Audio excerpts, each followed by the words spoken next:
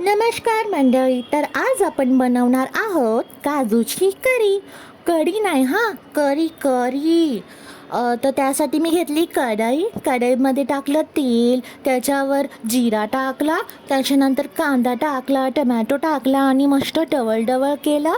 त्याच्यानंतर त्याच्यावर टाकलं हिंग, हळद, त्याच्यानंतर मग मी सगळे मसाले टाकले, म्हणजे गरम मसाला, लाल तिखट मसाला आणि जिरा पावडर पण टाकली आणि मस्त डवळ करून त्याच्यामध्ये मी मीठ पण टाकला.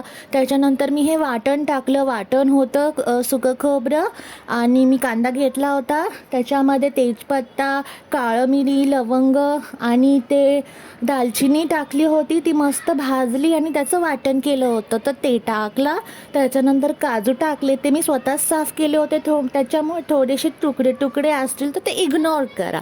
त्याच्यानंतर मग मी हे थोडेसे काजू ठेवले होते, थोडेसे ठेवले होते मी काजू, त्याची पेस्ट केली, ते टाकलं म्हणजे करी माझी मस्त घट्ट होईल.